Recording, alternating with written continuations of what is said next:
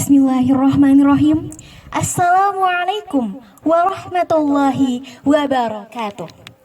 Alhamdulillahilladzi la ilaha illa huwal alimul ghaibi wasyahadah huwar rahmanur rahim. Wassalatu wassalamu ala Muhammadin wa ala alihi wa sahbihi ajma'in. Amma ba'du. Tidaklah ada kalimat paling mulia selain syukur atas kehadirat Allah Subhanahu wa Ta'ala. Karena dengan izinnya, meski kita ditempa dengan ujian berupa wabah COVID-19, namun kita masih dapat berbahagia dan berkumpul bersama keluarga. Tak lupa, sholawat beriring salam kita hadirkan kepada kekasih kita, Nabi dan Rasul Allah tercinta, Muhammad Sallallahu Alaihi Wasallam. Semoga kelak kita bisa duduk dan berkumpul bersama beliau di surga. Amin ya rabbal alamin. Pada kesempatan kali ini, saya akan bertausiah tentang mengapa kita perlu menjaga keikhlasan dan kesucian hati. Teman-teman sekalian, ketahuilah bahwa Allah tidak melihat bagaimana ketampanan ataupun kecantikan kita, tidak juga melihat kemulusan ataupun kemolekan tubuh kita, tetapi Allah melihat hati dan amal perbuatan kita. An Abi Hurairah radhiyallahu anhu qala Rasulullah sallallahu alaihi wasallam, Innallaha la yanzuru ila suwarikum wa amwalikum, walakin yanzuru ila qulubikum wa a'malikum. Dari Abu Hurairah radhiyallahu anhu berkata, Nabi sallallahu alaihi wasallam bersabda, sesungguhnya Allah tidak memandang kepada rupa kalian, tidak pula memandang kepada harta kalian, tetapi Allah memandang pada hati dan amal kalian. Dalam bulan Ramadan, puasa mengajarkan kita untuk bersabar, bersyukur, dan berusaha untuk menjaga agar hati kita tetap bersih dan jauh dari penyakit hati, terutama saat menjalani rutinitas selama bulan Ramadan. Ma'asyarul muslimin rahimakumullah. Hati adalah dunia yang abstrak, unik, dan berkembang. Hati memiliki peranan yang sangat vital sebagai pengendali karena dapat menentukan baik buruk dan hitam putihnya seluruh amalan dan aspek kehidupan seorang muslim. Karena itu, sangat wajib hati untuk dijaga. Begitu banyak manusia yang cerdas, tetapi akhirnya menjadi orang yang hina hanya karena memiliki hati yang sakit. Menurut Imam Al-Ghazali, terdapat 3 macam hati. Yang pertama, hati yang mati atau qalbun mayyit. Hati yang mati adalah hati yang mengeras karena banyaknya kotoran yang melekat akibat dari dosa-dosa hasil dari perbuatannya. Kemudian, hati yang sakit atau qalbun marid. Hati yang sakit adalah hati yang masih memiliki keimanan dan masih mau beribadah, tetapi hati yang sakit adalah hati yang sudah ternodai oleh dosa dan maksiat. Dan yang terakhir adalah hati yang sehat atau qalbun salim.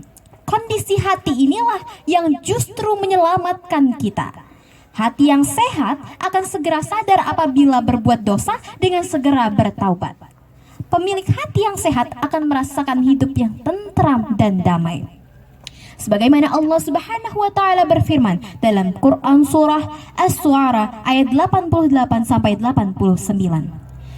A'udzu billahi minasy syaithanir rajim. Bismillahirrahmanirrahim.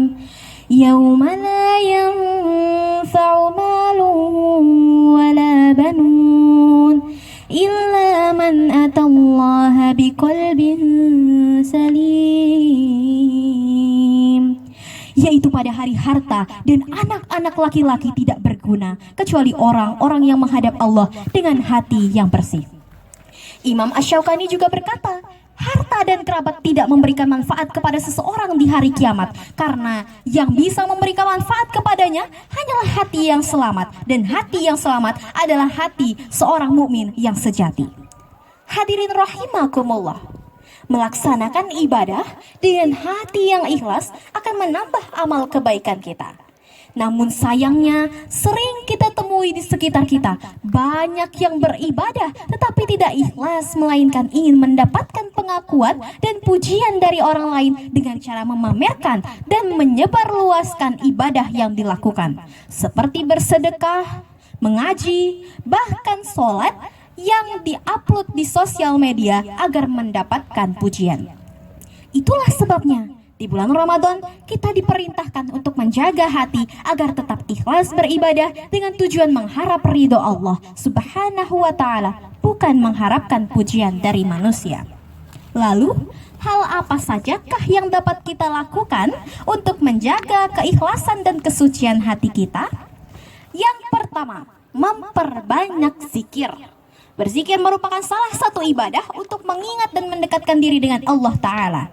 Semakin sering zikir diucapkan, baik lisan maupun di dalam hati, maka insya Allah hati akan terjaga dan terasa semakin tenang.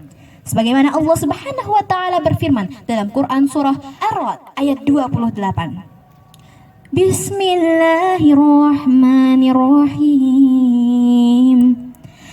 Alladzina amanu wa tatma'innu qulubuhum bidzikrillah. Ala bidzikrillahi tatma'innul qulub. Yaitu orang-orang yang beriman dan hati mereka menjadi tentram dengan mengingat Allah. Ingatlah, hanya dengan mengingat Allah lah hati menjadi tentram. Kemudian membaca Al-Quran. Daripada menghabiskan waktu dengan memikirkan seseorang yang gak jelas statusnya dengan kita, lebih baik kita gunakan saja untuk membaca Al-Quran. Selain bisa menambah pahala, membaca Al-Quran juga bisa menenangkan hati kita. Hal berikutnya yaitu bersyukur sesering mungkin. Seseorang yang cenderung kufur nikmat biasanya hatinya tak akan tentram, mudah iri dengan kenikmatan orang lain, dan selalu merasa dirinya kurang, bahkan tak jarang melakukan hal-hal yang dilarang agama guna melampiaskan nafsunya semata. Sebaliknya, jika kita mampu bersyukur, maka insya Allah hati akan terasa lapang dan terjaga dari penyakit. Sebagaimana Allah Subhanahu wa Ta'ala berfirman dalam Quran surah Ibrahim ayat 7. Bismillahirrahmanirrahim. Wa idh ta'adzana rabbukum la in syakartum la azidannakum wa la in kafartum inna 'adzabi lasyadid. Dan ingatlah ketika Tuhanmu memaklumkan, sesungguhnya jika kamu bersyukur, pasti kami akan menambah nikmat kepadamu. Dan jika kamu mengingkari nikmatku, maka sesungguhnya azabku sangatlah pedih. Yang berikutnya, yaitu berkumpullah dengan orang-orang yang soleh. Karena dengan berkumpul bersama orang-orang yang soleh, kita dapat menambah kebaikan untuk diri kita, yaitu berupa wawasan keilmuan dan ketenangan dalam beribadah, sehingga bisa menambah keikhlasan dalam pelaksanaan ibadah tersebut. When Opik said, jagalah hati, jangan kau kotori. Jagalah hati, lentera hidup ini. Jagalah hati, jangan kau nodai. Jagalah hati, cahaya ilahi. Karena itulah, menjaga hati merupakan tantangan kita setiap waktu. Maka jagalah hati dengan segala kewaspadaan, karena dari situlah akan terpancar kehidupan yang amat damai. Buka puasa makan ketan, makin lengkap minum es buah. Mari manfaatkan bulan Ramadan dengan ibadah mengharap ridho Allah. Wabillahi taufiq wal hidayah. Assalamualaikum warahmatullahi wabarakatuh.